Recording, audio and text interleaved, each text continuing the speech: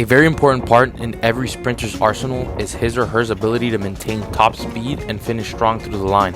If you're looking to hawk people down and drop your times, speed endurance training is essential. To make things simple, these are the different types of speed endurance training that you need to learn in order to improve. Within speed endurance training, you have short speed endurance, long speed endurance, special endurance 1, special endurance 2, extensive tempo, and intensive tempo. Now with short speed endurance, long speed endurance, special endurance 1, and special endurance 2, I would classify them as specific endurance because they are the most specific to the competition as they are performed at high intensities. Let's start with short speed endurance. Short speed endurance is sprints ran between 60 and 120 meters. The rest times are full and are typically 1 minute per 10 meters ran. The purpose of this form of training is to reach top speed or close to it and challenge the body to maintain that speed for as long as possible. An example workout would be 2 times 80 meters and 2 times 120 meters ran at 95 to 100% of personal best with full recovery, about 8 to 12 minutes. Once you have progressed your short speed endurance through the training season, you want to progress to long speed endurance, which are runs between 120 and 150 meters.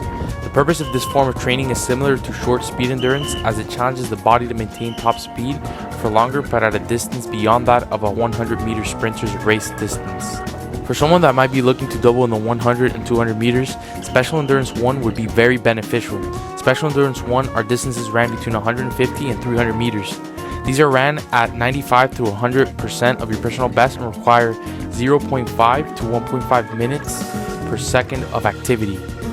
This further overloads the sprinters beyond their conventional racing distance to further decrease the rate of deceleration for the 100 and 200 meter race distances.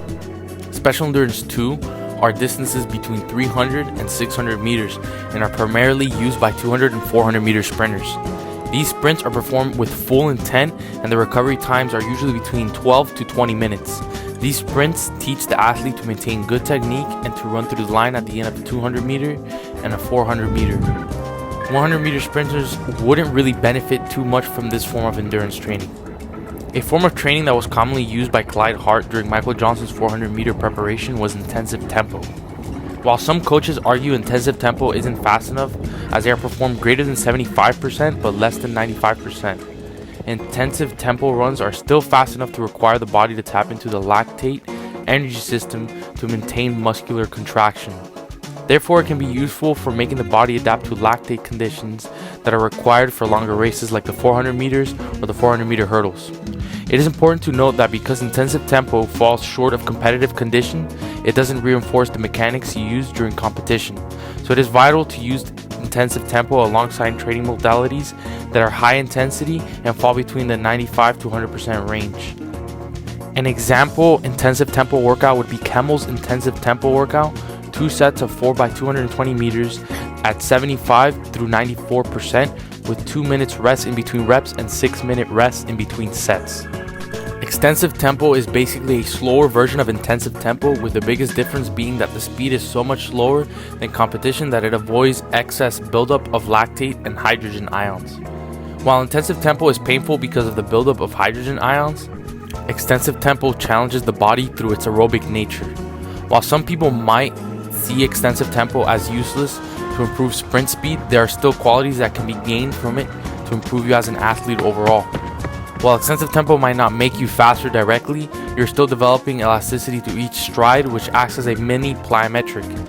Extensive tempo running is surprisingly very popular among sprint coaches, even though it might seem of little benefit.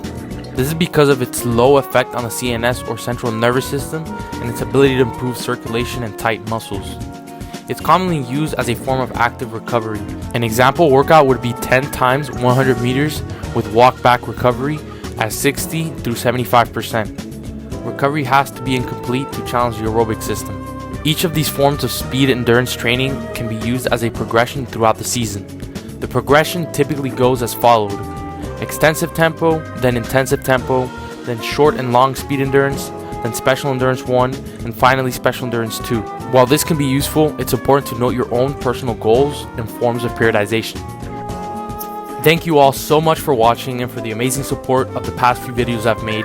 I'm really thankful for the community we've created so far and can't wait to keep growing. Always keep striving to be better and stay planetary.